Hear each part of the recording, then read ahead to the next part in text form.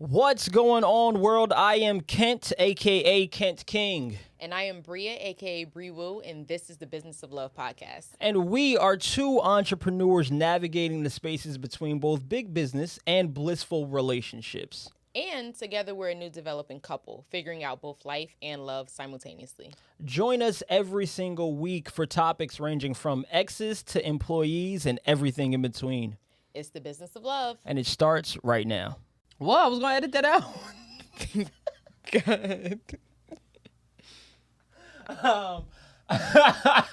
Looking at you like you crazy. No, I'm not crazy. We are here, live and direct, episode 4. Yes. 3.5 for real. Y'all just don't know. They ain't they business. We can't take anything. No, we are here, man. The Business of Love podcast, episode 4. TBOL. TBOL, where we talk about being an entrepreneur as well as being in a relationship, how to love one another, how to love your business for the love of business, for the love of one another, and a whole bunch of other nonsense as we get into with some of these topics and conversations and whatnot. Yes. A lot of this is us inviting you into private conversations that we've had on the way to the gym, private conversations that we've had that have post-argument, pre-argument. So a lot of this is our truth. Yes. That we are actually displaying and showcasing. And we love to do it, man. We love to be here. So this is why we are already on episode 4, because we actually really enjoy being able to share with one another. Share these stories with other people, and we hope that these tidbits, these gems, these jewels that we drop, and even some of these funny moments actually help you guys to either A, have a better day, B, have better communication, or C, have a better relationship overall, or D, want to start a business or build your business to be better. So that is us in a nutshell. I am Kent. I am Bree. And we are the For the Love. Nope, no, we're not. TBOL, the Business of Love podcast. I had a great intro run, and then that's why you my boo. You know what I'm saying? You know, I gotta be right over his shoulder. Yeah, because like what I like to say is men ain't shit. And that's the episode today. That's how we gonna get into it, just straight like that. Do we have a proper title for the men ain't shit episode? Change your language. That was supposed to be. How about we call it this? Ain't shit, but you with the shits. Because y'all always want to say that men ain't shit, but you always want to be with the shits. Okay. Change the language. I like that one better. Yes. I just had to vent that a little bit. I could tell. But today's episode, we are going to take a little pivot, right? And take a moment to highlight some of the verbiage that is used towards men. Mm-hmm. Right? There's a lot of, there's a narrative right now, or not now, that's kind of been there for years now, that men ain't shit. Mm-hmm. Specifically, black men ain't shit. Yes, it has been something for generations. It has definitely been something that I feel has been indoctrinated into the mindset of women and men. Mm-hmm. And I want to talk about how it affects both women and men in a mental health capacity. When I say it affects men, it affects men in a mental health capacity in a way in which that we value ourselves and a relationship, because we see your perspective of us as ain't being shit. So why would we want to live up to anything when you already expect us to be something on the bottom of your shoe? Mm-hmm. Why would I expect you to hold me on the top of your head when you've already told me that my value is at the bottom of your shoe? Okay. And so why would I behave like I'm someone who has a crown when you've already told me that I don't deserve one? Okay. And so I want to start this off by asking you, why y'all always trying to say men ain't shit? So first, as a part of changing your language, I want to correct you and just say that not all women say this. Some women say this. A lot of the women who say it have had an experience that has made them feel this way. So one, they're scorned, jaded, and they're holding on to that hurt. But the women who do say this personally, because I've been here before, I felt like I was saying it because that's all I was seeing at the time. So you have said it.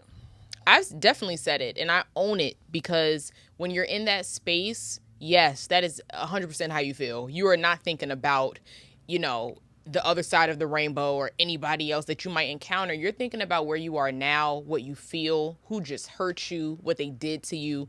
And yes, you are going to have that narrative like, all men ain't shit because this is the third guy that I've been dating that did the same thing, lied about his situation. So yeah, all men must be like this because this is the third time I'm experiencing this. But one thing that I feel like women don't take into account is your environment. It's what you're allowing inside of your environment, the people you're meeting, where are you meeting them from? Somebody just told me probably a week ago, I can't find nobody. I feel like all guys are the same.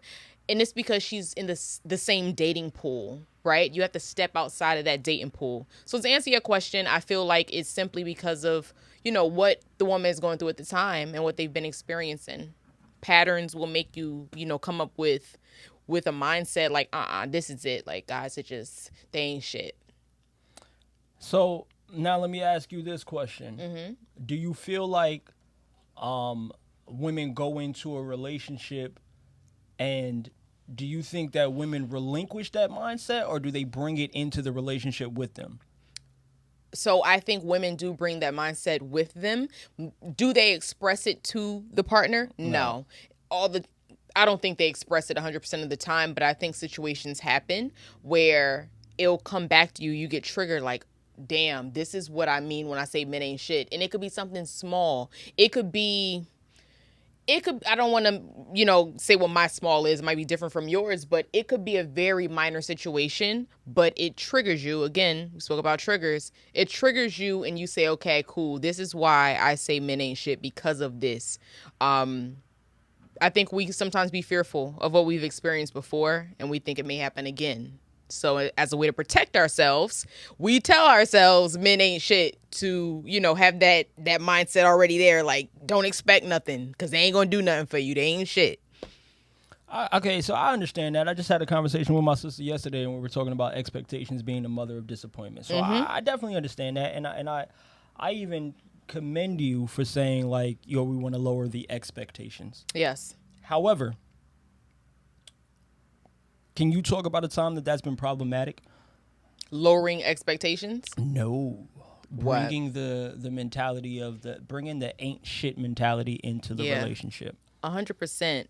And I think a perfect example, bringing it into the relationship is essentially what ruined the relationship. And that was having the mindset that this guy is going to cheat on me, do me wrong, do all these things. And while I'm anticipating and expecting that, that was probably the least of what that person was trying to do. Not saying that that's, they were 100% faithful and all that, but, at the time when I was expecting all these things and, him to do all these things, that wasn't a part of the plan. And it was a turnoff. But he did live up to be ain't shit. He did. Now, let me ask you this. Do you feel like your projections had anything to do with his actions? Yeah. Because after a while, when somebody is constantly telling you that you're going to do something or that you might be doing something, why not just do it? If I'm going to get blamed, I might as well. And I think that is in part of this topic when it comes to women, throwing these accusations at men and saying, what, you just going to cheat anyway because you doing this, or you just going to mess with this girl anyway. Any human being, in my opinion, would be like, well, damn, if I'm getting accused this much, why not just do it? Like, that's just what I personally think. So I believe this. I think that the ain't shit mentality not only has detrimental effects on the relationship, but it has even more detrimental effects on the individual, especially as a man. Because as men, we are set up to add value and to play a role. We need purpose. And if I'm being told that there is no purpose for me from your perspective, then there is nothing for me to value here. There is no reason for me to behave in a light that would ever be beneficial to you. There is no reason for me to be the kind of individual that you want me to be. You have already delivered to me that I am something, not that I've done something, not that an action of mine has caused you to feel something. because of an action of mine, you have already determined the type of person I am. And I think in the last episode, we kind of spoke about that when I said, don't look at what I do, pay attention to who I am. Those are two different things. You cannot judge someone off of their worst mistake. If you continue to judge what type of person someone is off of their greatest mistake, we would never be in any type of relationships. If I judged you off of your greatest mistake or you judged me off of my greatest mistake, we would not be here right now. Right. Matter of fact, if everyone in the world knew all of my greatest mistakes and judged me off of that, I wouldn't be able to add the value that I do. Perfect example. Biggest mistake I ever made in the market cost me about $8,000 in a day. In one day. If everyone focused on that, I would never be able to teach people how to trade. I would have never been able to help people make whatever I've been able to help them make, because they would have been focusing on my one mistake, telling me I ain't shit and that I can't add value. And that's exactly what women do in these relationships when they come with this mentality of like, men ain't shit, so I'm not even going to give you a pedestal to step to. I'm going to tell you where you belong and wait for you to go there. I'm not going to tell you that you are a king that's supposed to be on the throne. I'm not going to make you feel like you are a man of substance and value. I am going to show you, not even just tell you, I'm going to show you how I feel about you by the way in which I judge your actions and the things that you are subconscious of. Because you like that picture, you ain't shit because you want to have sex with her. The things that the lengths that I will go to as a woman to make sure that you actually live up to this ain't shit mentality, because we as human beings have such a desire to be right. Yeah. As opposed to being correct. People want to be right because it feels good. Nobody wants to be correct. Correct is what's actually proper. Correct is what's actually there. Correct takes time to actually figure out what the truth is and not how you feel about something. Being correct takes emotions out of the equation. Altogether. Being correct brings logic into what is actually being said and displayed. Being right is when something aligns with how you feel. Okay. And we as human beings, especially women, have a desire to be right more than we have a desire to be correct. And since she wants to be right, when she says, you ain't shit, she's going to create scenarios to prove it to herself and to you. Do you understand how belittling that is to the relationship? Do you understand how belittling that is to the man in the relationship? For you to consistently be setting up scenarios to prove to me my lack of value? Why would we want to be together if I'm coming into a relationship with a woman who thinks that men ain't shit? Why would I want to put my effort into building a relationship when the first effort that I have to do is to build a better mentality that you have from men? Right. And unfortunately, that's not my responsibility, my job, my position, or my role. That's for your dad, the men in your life, or your therapist. You choose which one you want to be able to change that, but don't come to me with the baggage to tell me that I'm not something just so that I can then try to fight my entire relationships career to try to prove you inaccurate. I'm not going to say wrong. Because see, if I say I'm proving you wrong, it's going to cause some feelings there. Feelings come in when you are wrong. People don't like to be wrong. People don't mind being inaccurate. I have no problem with being like, oh, it was a left turn? Shit, my bad. I was supposed to make it right. My bad. Right. I have no problem with being inaccurate. I have a problem with being wrong. It's human beings, human nature. And so as a man, right, coming into the relationship, I got to try to prove you inaccurate. And you are consistently throwing signs or ideologies. And here's the thing, right? Even if you don't say anything, you bringing that energy is different. I can feel when that energy is coming. I can feel the he ain't shit. Because I can tell you, my girl has told me about, I can count them. Let me see how many times. I'm trying to count. It's been about anywhere between 7 to 10 times since Bria has vibrationally expressed to me that I ain't shit. All 7 of those 10 times, she was hungry.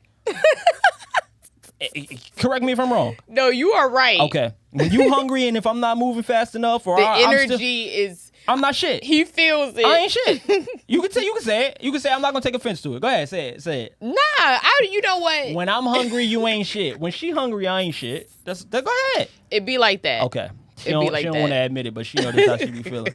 But the thing is, right, after you get fed, you don't hold me accountable to that. Right. You know what I'm saying? Right. And I think that if I'm being completely transparent, I don't even think that you hold me in that regard when you are hungry, because you aren't someone who holds my actions as my personality. Right. You don't hold my actions or the things that I'm doing at that moment to be who I am. Yeah. You look at the history of the things that I've done in totality, and you see that I am the type of person who will not only go get you food when you hungry, but I'll build a chef for you if need be. I'll learn how to work an oven if I have to. I like whatever it needs to. I've been that guy to make sure that I show that in the past, but it's hard to bring that up in that present moment. It is, but that's why you have to practice giving grace. And that's something that I'm learning, because like you said, there's been times when it's like I can literally say, oh my God, I'm so hungry. Like, okay, babe, what do you want?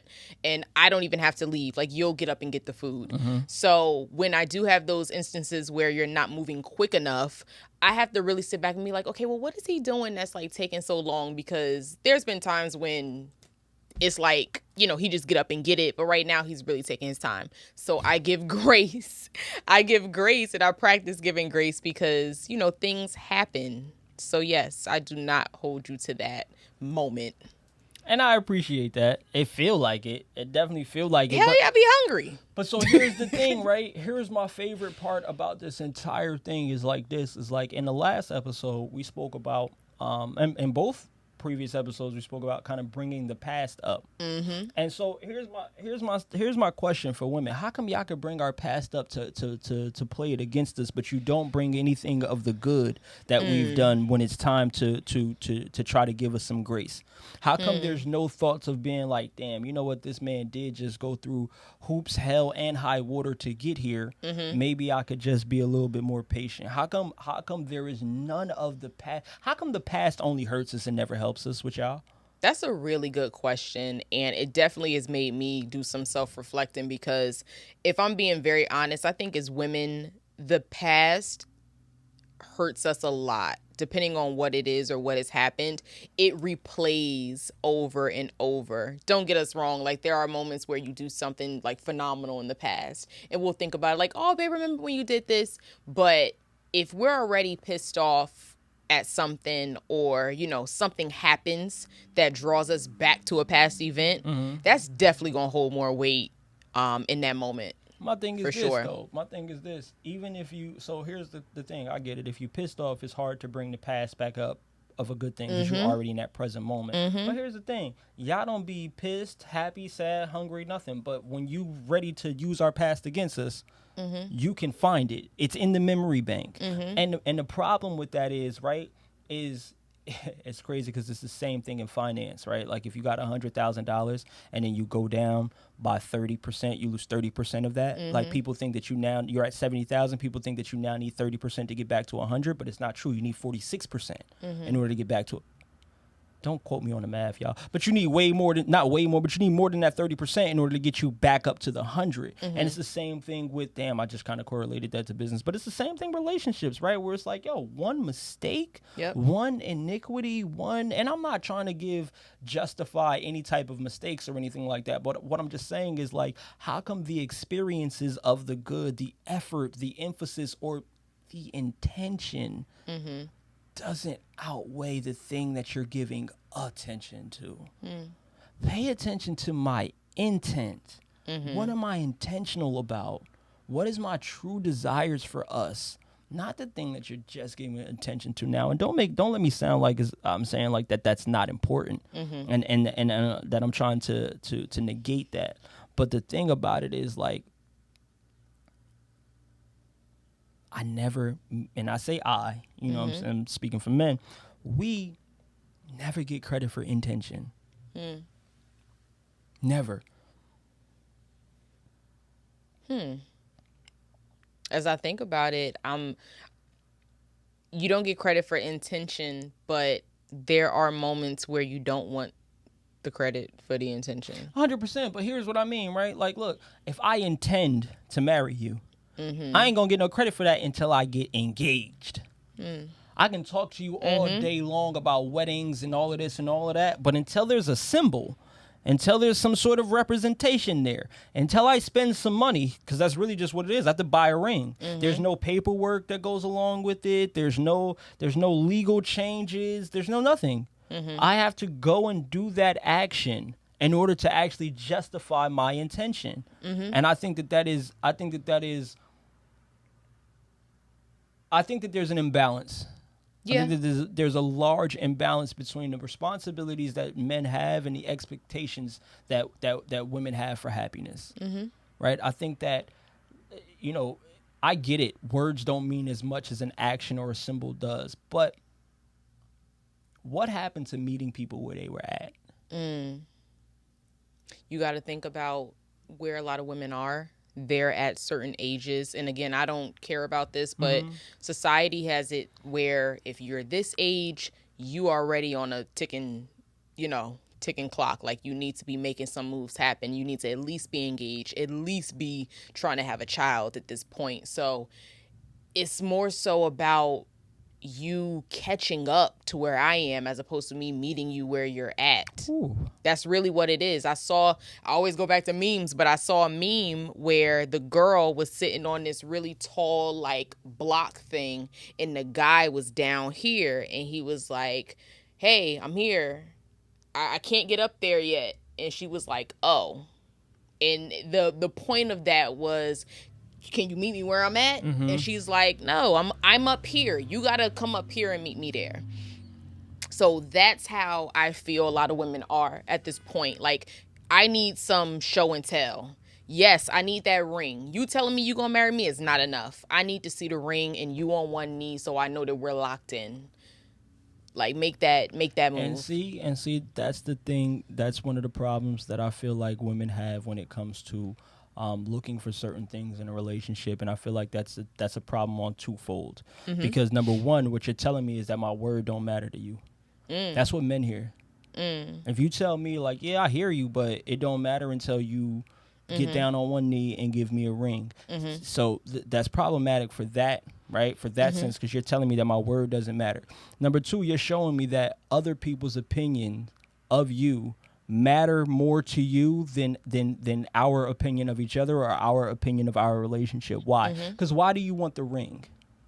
To show it to other people. You want to be able to say to other people, look, someone else loves me. It's a self thing. It's like, yo, look at my value. Someone saw so much value in me that they decided to put this on me. They took this action. And it's like, okay, so again, I get no value for intent because my words didn't matter. And the action doesn't matter unless you can show it to other people. So even if I did something, if I got down on one knee and I gave you a rubber band, like a miniature size rubber band, and I said that to me, this is all I got right now. Right. But to me, this means this is what you wanted. You wanted something on your finger. You wanted me down on one knee, and you wanted me to tell you that I love you enough that we are going to get in front of some people and tell each other how much we love each other, and then tell them how much we love each other, and then tell the government that we just did that shit. That's what you want to hear. That's literally what it is. But if I gave you that rubber band ring, you wouldn't show it to anybody. It's gonna be a guess problem. what? Then that action is of no value. That's a very valid point. Again, men get no credit for intention, and I'm saying this right. And there's even a lightheartedness with you receiving this, but you don't even realize this shit hurts right now. Yeah. For me to even say this shit, I'm going through an emotional like battle where I'm like, nah, like that's fucked up. No, it is. I'm actually hurting for all of the men, especially the good men, but all the men who actually had good intentions. Good intentions, yeah. Good intentions. And because they couldn't give the woman something that gave her enough attention, they couldn't give her a ring that would get her as much attention as she wanted, she negated his intention. So what I will say in this case is it's very important to have these type of conversations not super early, but at a point when you both are comfortable to discuss it. I mean, when it comes to marriage, I feel like we've had a conversation about it kind of early in, but you need to have these conversations to know where your partner's mindset is. Okay, yeah, but I don't think that, like, I think that once you have the conversation and then you realize that, like, oh, she values the ring more than More she than values the our idea unity. of, yeah. Right? You value the ring more than you value our actual unity. And people, and there's so much about this whole thing that, like, people don't even realize. Like, you know, like, a lot of people don't know why you put your ring on, why this is the ring finger. Right? This is another symbolic thing where there is an actual vein that runs from this finger all the way to your heart. And that's supposed to be a symbolic thing of, like, you have a lock on that. So let me ask you this. Why would I put blood diamonds on there? Why would I put diamonds that have been, you know what I'm saying, mined from this, that, and the third, or whatever the case may be, to try to attach that to my heart to show you some representation? Like, to me, if you really want to get married, everybody should just tattoo the other person's name on them visibly. That, to me, is way more symbolic than a ring. Hey, to each his own. I believe in bands. I do not believe in, you got to have of course, for an engagement ring, you do want to have some sort of carrot, but for the actual wedding band, it should be a simple, symbolic, infinite ring type situation. Bands. I believe in bands only for the, And they have very cute ones for men. All black. Sometimes they got the little steel situation. I've already seen it. I've seen nice a couple ones. I've seen some of the men that I respect who are married, and I've seen some of the bands that they have, and that has actually made me excited. Like, oh, I can't wait to pick out my band. Like, that's what's up. And you know, so I definitely know that. But doubling back from intention to attention, I think that even when you have those conversations, you need to figure out what your partner values. Yes. And your partner needs to know what you value. And then the unity needs to be based on that. So that's a good point. It brings me to your theory on Valentine's Day and how you feel about it. Do you want to share? Nah, go ahead. You can tell them how I feel about that. So Valentine's Day, I think we actually got together, like, officially, a few weeks before Valentine's Day, and he made it very clear his stance on it, which is, I don't really believe in celebrating that day. You know, if you're making your partner feel special year round, why are we emphasizing this one day? Why are we buying all this stuff on one day and going to dinner at these packed restaurants, you know, on one day? And because we had this conversation, it was no surprises on Valentine's Day. He set the precedence, like, hey, this is how I feel. And he wanted my opinion on it. And, you know, I guess surprisingly enough to him, I actually was like, no, I agree with that. I've been raised in a household with the same mindset. And my father has, of course, given me things on Valentine's Day, but the messaging was, don't expect this, you know, specifically on this day. You should be getting this treatment year round. So when he did share his thoughts with me on that, we were on the same page. Yeah, because I feel like I remember the day that I realized Valentine's Day was stupid was when I was in about, I want to say 7th or 8th grade, and they said Valentine's Day is the day of love. And I said, this is stupid as shit, because my mother tells me that she loves me every single day, 2 or 3 times a day. So I know that there's love every single day. And I don't believe that there has to be one day for me to represent my love to someone. Now, if they were to say, like, Valentine's Day is a unity celebration day, where everyone who's of unions goes to do unionized things with other, like, if Valentine's Day was like everybody had to go on, like, a big couples date, you know what I'm saying? Like, yo, you're supposed to go at least 4 people out. Like, you're supposed to go 8 people deep. You're supposed, like, everybody's there to celebrate multiple unions. That to me makes sense. That to me is a holiday that I think I could stand behind, because it doesn't just stand for you and I. It talks about, like, let's have a mini wedding. Everybody at our group gets to celebrate our love with other people that we love. That to me makes sense. That to me is another Thanksgiving because you are grateful for that. Not a competition of me trying to showcase the monetary things that I can do for you on this day. That to me is the most asinine, backwards, dumb, stupid, ridiculous fucking idea I've ever heard in my entire life. You want me to take a day to represent how I feel about you? Guess what? For 364 days, I won't care about you the rest of that time.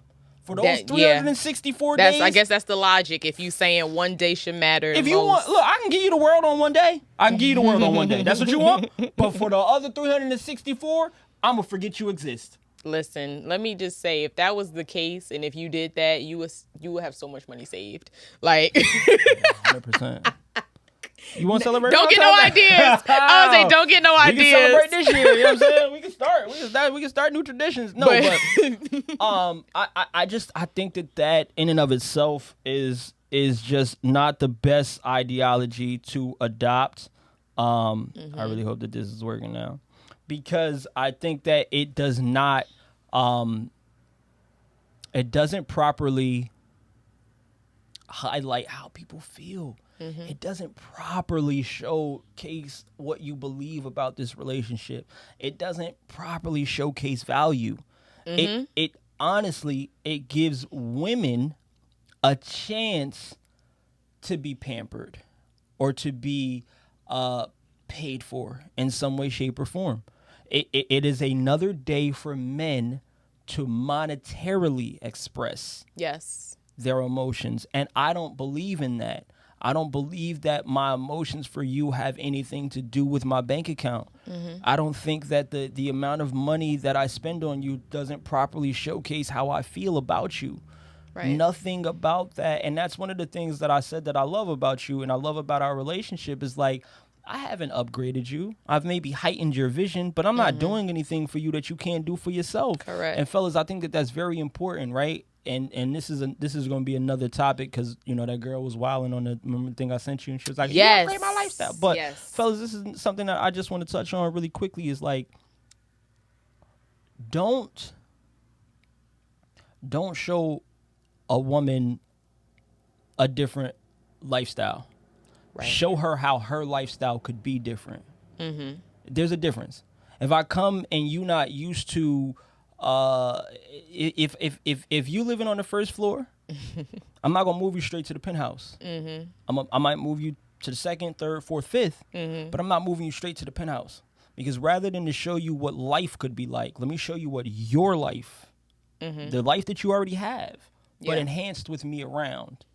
Not with the things that I bring for you, how it could be enhanced with me around. And let's grow these levels together. But we're going to save that for the... Of course. So let's get back to men being ain't shit, because y'all ain't about to get off of this one right here. Hold on. Let me make sure that this thing is still properly recorded. And I was going to say vice versa, ladies. Don't be cooking all your best dishes in the first 2-3 months. Like you did? Make them wait.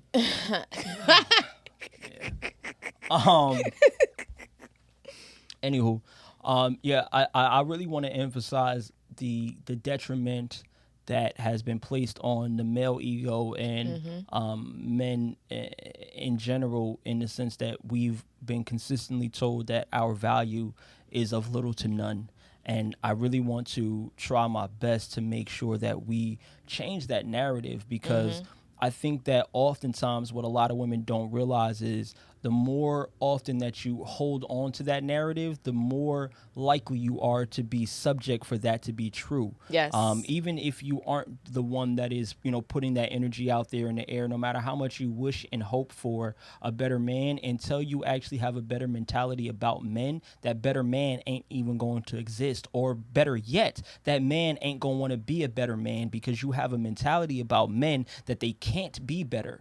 And so that simple fact of eliminating the ability of a man to have more value is doing more of a detriment to yourself, if you really want a man, than it is doing to the actual man's ego. But let's not negate the fact that there has been an entire precedence of women who have self-sabotaged relationships, or just overburdened men in general via Instagram, Twitter. What's so crazy is I got told that I wasn't shit on Twitter by a woman who had never met me, right? And it was just simply because I agreed with a man on a tweet or something like that, or more so, I think it had to do with the whole Tory and Meg situation, right? There were so many different narratives that were being spun around that, and I think that most people know, if you really know me truly,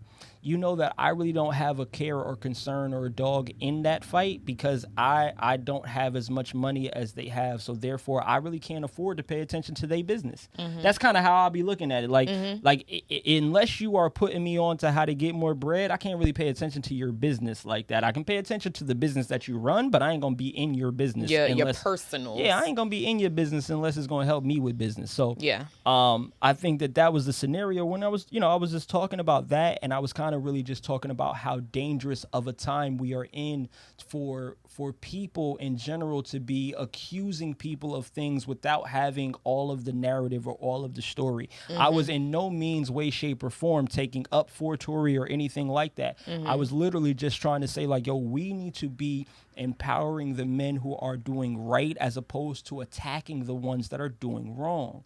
Or just as much energy as you put into the attack, please put just as much energy into the emphasis. Please put just as much energy into the build up. And it's easy for women to be like, yeah, but these dudes really ain't shit. And because, like you said, you've had so many bad experiences. But imagine if you had a son. Imagine you got a little brother. Feeding him? Imagine that you have a male figure that you actually do care about. And imagine the energy that you are putting out into the world by saying that men ain't shit.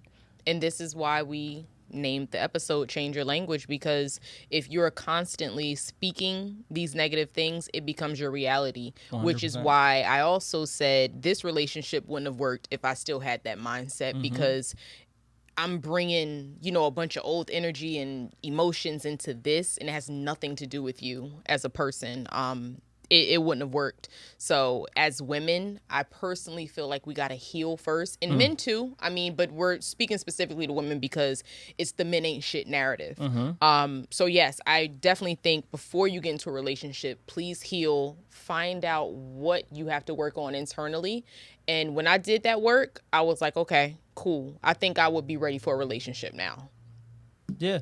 And I think that if we look at it, right, in hindsight or in totality, in the aspect of like the things that men do that get them equated to that narrative, like the actions that we do that make people have that narrative about men, those actions are often the same actions that women do. And therefore women ain't shit either. Elaborate. If you gonna have an ain't shit narrative about a man, then you have to keep that same energy with about yourself. Women. Not even just about yourself, but here's the thing. We had this conversation the other day about how women like to ride for other... Perfect example. Shouts out to my business partner's girlfriend, Kira, because Kira was in my DMs the other day when, you had listened to a show. You did some very unfaithful ain't shit behavior, but I let you ride. I listened to one of our favorite podcasts without him. So he felt the way. So you ain't Go shit ahead. for that. You ain't shit for that. Go ahead. So I threatened to hide her lip gloss and cut up her lashes. My lashes. I don't think that was very drastic at all. I think that was about even. But Kara was in my DMs like, no, just buy her more lashes and lip gloss and da-da-da. And I'm like, yo, Kara, me and you've been knowing each other for how long, bruh? Like, you really my homie. Like, you really, like that's your sister? No, that's really like we got a lot in common. She's anemic, I'm anemic. Her dad got the same birthday as me. That's really my ace. Like real shit. Like, me and Kara cool. And Bro then she code. gonna ride for you, who she ain't known for more than 2 minutes. Bro code. And it's just like, yo, can we start?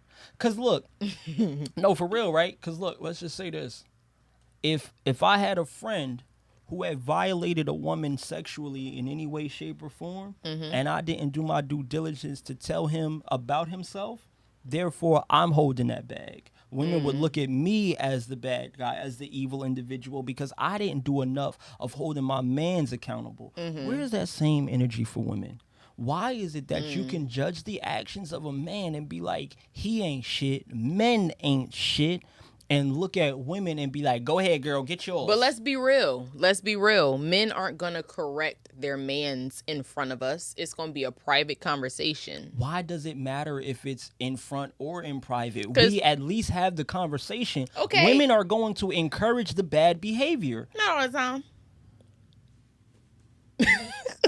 Who say Kira ain't hit me up later on like, girl, you know you shouldn't have looked at that episode without him? She didn't. We know she didn't. We know she didn't. It's a possibility. No, we talking about reality, not possibilities. No imaginations in here. Let's talk about reality, and let's be real. You women do not hold each other accountable as much as you expect men to hold each other accountable. Or the ideology of you not holding a woman accountable is way more acceptable than it is for a man to not hold another man accountable. You expect a man to hold another man accountable, and if he doesn't hold another man accountable, you therefore judge that man. Yeah, you in the same boat. Exactly, and that's crazy to do, number one. But number two, how come you don't keep that same energy for women? Why are you not holding your homegirl accountable for her behavior, her bad decision, or for her men ain't shit mentality? How come you not telling your homegirl, like, yeah, you got to stop talking about men like that? Instead of doubling down with her and joining in on the, I know, girl. Like, where is the accountability? So, if you really want to be a sister, if you really want bro code, and that's another thing, stop calling it bro code, because y'all don't live by bro code. Y'all live by y'all own jaded code that y'all want to have. Bro code actually has accountability. In bro code, I'm going to tell my mans about himself in private. I'm never going to embarrass him in front of women or put his ego in check. But bro code means if I'm really your bro, I'm going to hold you accountable, because that's what real bros do. So don't ever use that term bro code for y'all trying to be together with one another, because bro code actually has accountability attached to it, and y'all don't have that. Listen, we are having a healing girl summer. We had hot girl summer, now we got healing girl summer. That includes... Podcast over. If you just hit me with that BS, because there ain't gonna be no we just got off of a pandemic. Listen, this about to be the hottest hot girl summer that's ever been had. You can have both, but what I'm saying is... Hot and healing summer? Yes, women are evolving. We are coming to a point where we want to be healed and have healthy, non-toxic relationships. Being that crazy female and saying men ain't shit, that ain't cool no more. Really? Yeah. Since when? I don't know, but I'll get back to you. Good answer, because that sounds like BS to me. It's the truth. I'm going to speak for women. I think that we really are coming into a very secure, safe, healed space. I would love to see it, but Instagram and Twitter believes differently, because we just watched a whole clip about a woman basically saying that you can't upgrade her lifestyle unless you're going to keep it going that way. And I feel like that is so far from healed and so close to hot, she actually might be Lucifer. No, that's delusion. It's a difference. No, that's some hot girl shit. That's not hot girl shit? That might be more on the city girl side. Oh, there's a difference between city girls and hot girls. Yep. Sorry. Didn't know. I don't like none of them, so. Well, we gonna get you schooled so you don't make that mistake again. I don't like city girls. I don't like hot girls. I like women. I like women who own businesses. Like moi. Mm-hmm. Like toi. Is that how you like, instead of moi, if I'm saying toi, because moi is me. Moi. And two is French for you. If somebody's French and y'all watch this video, y'all let us know. Je déteste français parce que je déteste mon professeur. He loves showing off that he know how to speak different languages. That's actually the only thing I know how to say, which is I hate French, because I hated my French teacher. Okay. But see, this is what you do, because we're supposed to be talking about how y'all always trying to say we ain't shit, when in all actuality y'all ain't shit either, if you want to use those judgments and terms and standards. And so therefore everybody needs to be healed, everybody needs to be trying to do better. But here's the thing, right? We don't come into that relationship bringing that type of energy or those type of expectations. Yes. And women hold men accountable for things that they haven't even done yet. Yes. Women hold men accountable for things that have been done to them from their past.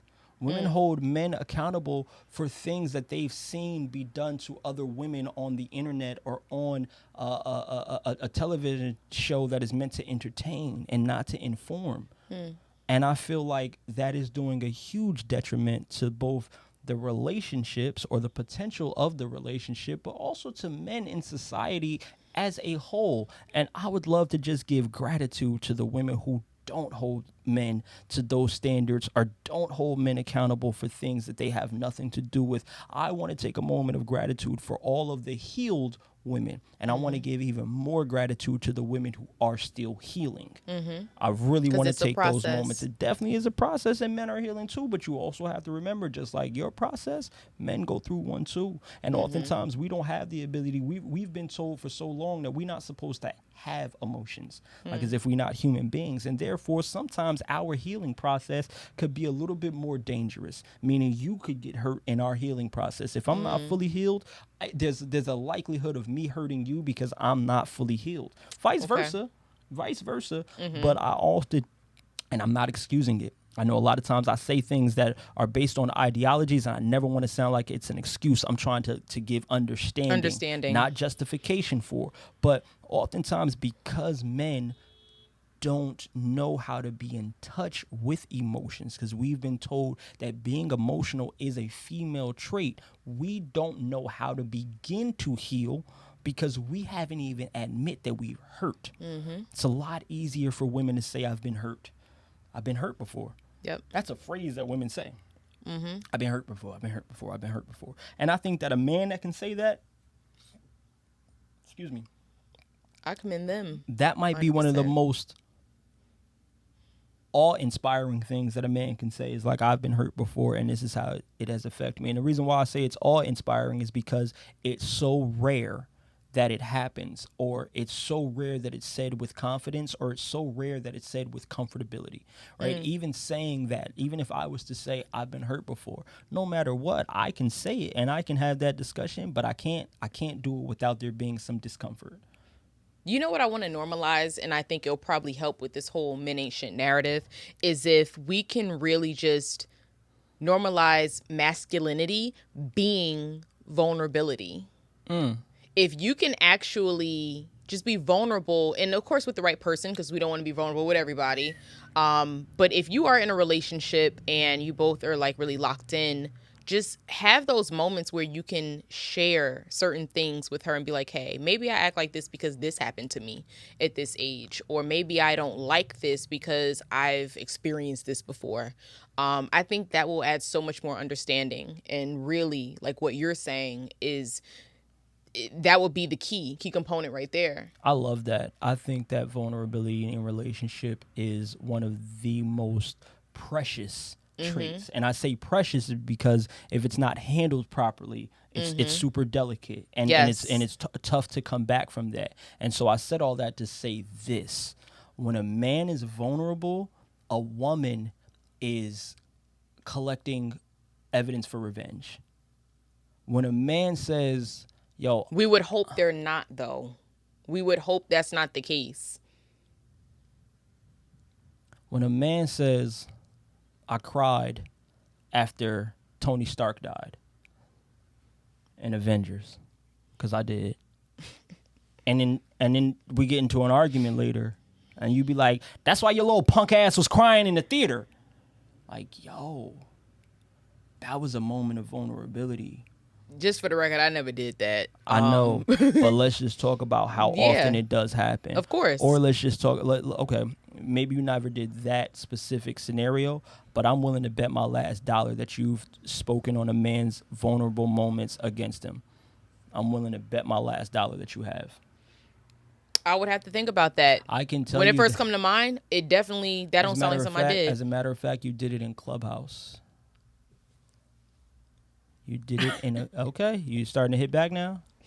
Because you apologized damn near to me. I wasn't even in the Clubhouse thing, and you was like, I really felt bad about that because I went off on him, and but vulnerability. It was not. It wasn't something that he potentially expressed. Right, he didn't express it, but I used one of his insecurities. Exactly. I did. Yes, and I did. That's what I'm saying. When a woman finds the ability to push on a man's insecurity or vulnerability, they tend to lean on that, not realizing how dangerous that is. Because as men, again, you are expecting us to toughen it up and to not be hurt by something. But the craziest part about it is you went for the most hurtful thing. You intentionally went for something that would cause pain. Yeah, but there's a time when I didn't. Most recently, and I could have. You're healed. And that was really the worst thing to ever say. But yes, you're right. I'm healed. But so here's the thing, though. And in that situation and scenario, I think it was a little bit different, though, because that was, and we talked about this in the first episode, right? It was like, yo, that was something that was being brought to you. So the way in which you targeted and attacked that, it wasn't to hurt him. It was to clear your name. It was to set a precedence to say, yo, don't be trying to bring my name up in this. It wasn't really a concern for revenge on that person's right. And so I think that the vindication. I think that there's a desire to be vindicated from a woman who's scorned. Yep. Right. They say hell hath no fury like a woman scorned, and that's because her desire for vindication is going to be the greatest. Yep. There's the way in which that a scorned woman is going to want revenge is like there's nothing else like it. I don't think. Yeah. I think that that's something that is very if I will say. If I'm being completely transparent, right, I think that my desire for revenge is deeply rooted in my upbringing from my mom. Because I feel like my mom may have been scorned in the past by people. As a matter of fact, I know my mom has been scorned by experiences. There have been so many people who have done her wrong, not just men and, you know what I mean, not relate. I'm talking family. Right. She's had her clothes stolen from her by family. She's had to be put into situations where she was robbed and like money and, you know, didn't had to stay somewhere else or whatever. And so I think that desire, that scorn oftentimes leaves a void of like, I have to feel that. And the only way that we typically know how to feel that is through some sort of revenge. I feel hurt, so I have to make someone else feel how I feel. And so I think that my mom's scorned experiences and maybe her desire for revenge kind of spilled over into me and has helped me. But as we always do, tie this thing into business. Yep. I've been able to take that energy and channel it for the good, right? So for me, I take my revenge out on things that don't exist. I have a problem in the world where there's not enough studios that are doing the work that I think should be done. There's not enough recording studios or facilities that are actually trying to put back into the artist, right? They aren't doing events like before the Panorama. We were supposed to be doing the Beat Battle, which is an event where I'm going to put a bunch of producers in a room, and we are going to auction off their beats, and artists will come in and they won't be able to pay real cash. When you walk in, you have to get Monopoly money. This way, you're kind of not even really conscious of what it is that you're spending. And it also makes people feel good when you're like, yo, $1,000, even though that 1,000 of Monopoly money might only be worth 20 or whatever. It's really about the relationships that I'm trying to gain and have people just be in the same room and listening to other people, right? And just still make it an event and have fun. That's something that I'm trying to do as a studio. I ain't gonna make no money off that. Right. We're not making a dime off of that. But it's something that I do feel like I should give back to artists. Why? Because artists'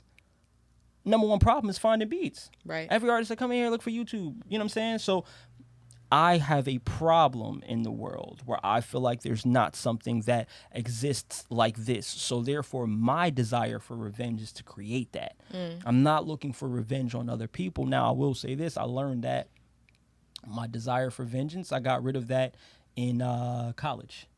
A friend of mine told me, like, yo, you got a real big desire for revenge, and it sparked something in me, and I took that to say, yo, I got to change that. And at first I thought I had to get rid of my desire for revenge, and then I realized, like, energy can't be created or destroyed, and revenge is an energy that you just can't get rid of. So you have to rechannel that. And so that's what I've been doing, and I think that that's the most powerful thing that we can do, both in relationships and in business, is to channel your energy, channel your desire for, revenge or reciprocity in any way, and make it so that it's for you to create something for the better as opposed to tearing someone else down. Definitely. Again, I think that's such a theme, is channeling that energy. Sound like the last episode. I feel like it's like it ties into that so much. That's why this is 3.5.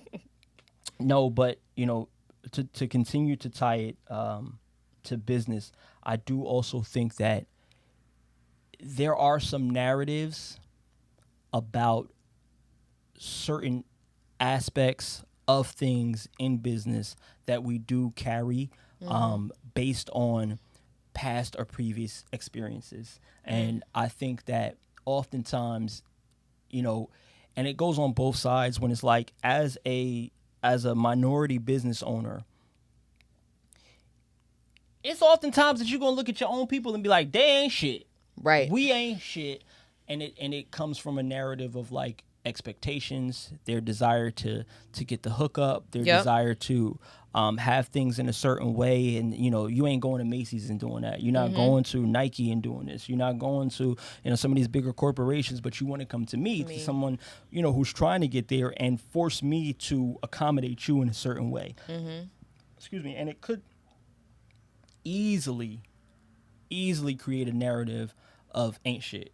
Right? It could easily create a narrative that like the people who come shop with me, the people who come spend my business, whatever, spend money at my business ain't shit, quote unquote. And I think that that's a narrative that is so hard to get rid of once you adopt it as a business owner. And it makes you approach people and situations and scenarios in a certain way because of the past experience. And just like in the relationship, when you need to heal and let that go, I think it's even more important in business to learn how to close the case. That's what I call it, close that case. Like when there's something that's happened, take a moment, take 5 minutes, step away, get, you know, whatever the case, whatever it may be. I'm even okay with telling the customer, hey, look, in order for me to give you the best service possible, I just need to take a little break because I don't want to take out on you what just happened with me from that last service. Like, I'm very big on, and I've only seen this done in one actual job that I've had where a manager saw me handle something with a customer. It got heated because I wouldn't conform to the customer's demand, and me trying to be my best to hold it all in. I was in New York at the time, so I kind of went off. My manager came out and went off too. He really, really had my back because the customer was wrong at that point. And the one thing that meant more to me than the manager having my back was he kicked me out the store for like 5 minutes. He's like, nah, you can't even stay in. He's like, bro, go for a walk. Go. I don't care if it's 5, 10, whatever. Go for a walk. You can still be on the clock. I'm not even going to clock you out. Just go for a walk and then come back. And I was like, nah, I'm good. He was like, no, you're not good. It's like, go for a walk. And come back, because you don't need to give that to your favorite customer that might come in. And I was like, oh, they do not deserve that energy. And I think that it's the same thing that we need to do in relationships. Take 5 minutes, take 5 months, take however long you need to make sure that you are healed. Do that healing process, because it doesn't do you any service to come into this scenario with a men ain't shit or a women ain't shit mentality in this relationship. Not only are you being detrimental to men in general and in our society, and if you really want us to be better as a whole, you got to take some accountability and responsibility for that. But you are also doing yourself personally a disservice, because you are trying to tell someone that the value in you isn't worth them changing for. You know what I'm saying? Like, don't tell me that I ain't shit. Tell me that I might not have used to been shit. Right? But I'm here now. Like you always say, I'm with the big dog now. So things are a little bit different. And I just think that that's something that we need to adopt in both business and in relationships. And that's why we call this the business of love. Yes, indeed. I think that's a great way to end episode 4. It is. You tied that into like a nice, pretty bow. I try. That's because I'm shit. The shit. It's a difference. Yes. It's a difference. You see the material. Yeah, we out though. That's episode 4. Business of Love podcast. It's closed out.